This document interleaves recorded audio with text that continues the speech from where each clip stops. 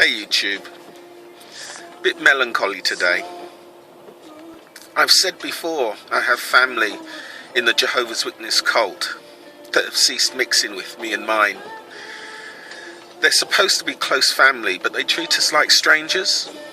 We've never committed a crime or done anything socially unacceptable.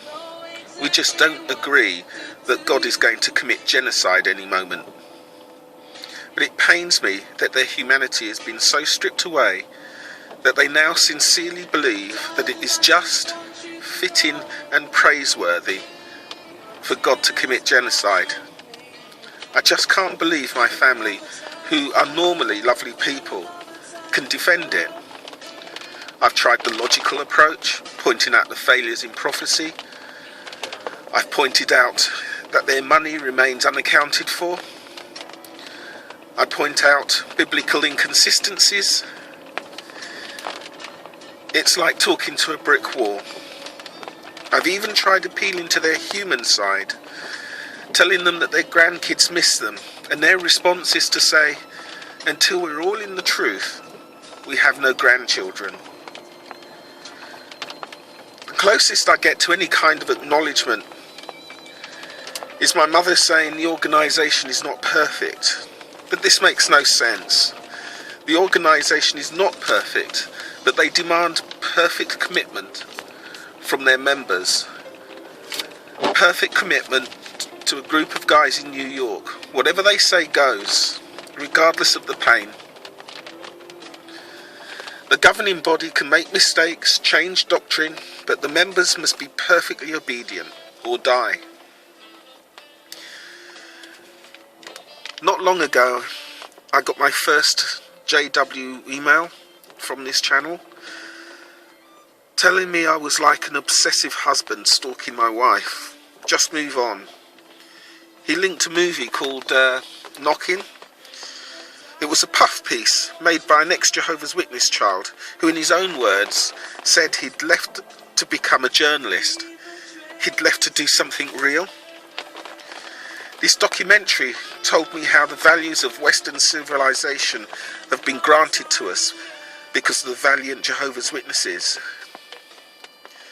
I'm not reviewing this movie here, but it was quite clear that the Jehovah's Witnesses fought hard for the right to convert you.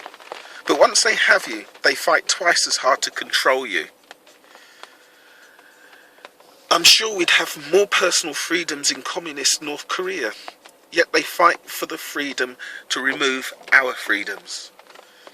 Anyway, this emailer, he denied that the organisation had prophesied about 1975. He went on to say I was putting myself in opposition to Jehovah, that I clearly had no morals and would soon be destroyed, and I deserved not to know my family.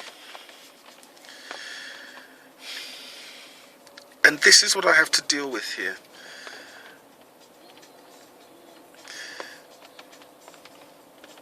I went into the background really just to illustrate how damaged you need to be a committed Jehovah's Witness. The emailer displayed a breathtaking arrogance, dishonesty and stupidity in trying to deny the cult claims for 1975. The facts are clearly documented and I don't really need to talk about that. But the fact is, this person should even attempt this argument indicates that my parents, just like him, would drink the Kool-Aid. What gives me genuine concern is that Jehovah's Witnesses, the organisation, has never ever accepted responsibility for the false prophecies, for the doctrinal changes. Rather than being honest, they blame God and call it new light. They blame God himself rather than take responsibility for their own actions. Already thousands have died for this cult, and their loss negated with a wave of the hand, just saying God changed his mind, as if all those deaths are unimportant. They are blood guilty, and their representatives stand there with the cheek to call me us immoral, an opposer of God marked for death when they stand there with blood on their hands. I was called marked for death when it is they that insist a baby raper walks free to enjoy his life with his reputation intact because he didn't rape that child in the middle of the high street for everyone to see. And until that happens, they want that man free to knock on your door and convert you. So tell me, how can I be immoral? I don't insist a woman stays with an abusive marriage because that's Jehovah's arrangement. I'm not the one in opposition to God. I don't claim to speak for him, neither do I seek followers. I only want to enjoy the one short life I know I'm going to have, and I'm not prepared to throw it away for a fairy tale. I won't throw away my life for those liars in Brooklyn. But that is what scares me. The committed Jehovah's Witness member is prepared to throw their life away for those liars, those irresponsible, deceptive men whose only concern is the money you send them. Drinking from that Kool-Aid glass, because it would just be another drink, is no big deal compared to what the members have already given. They've given up careers, education, a satisfying sex life. They've given up family, friends, joy, music, money, parties, self-respect. Some have given up parenthood.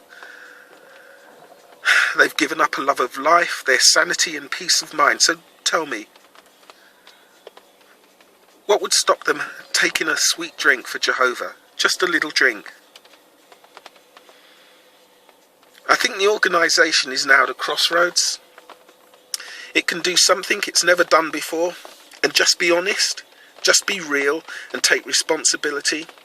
Or they can have more new light to further damage and control their dwindling flock.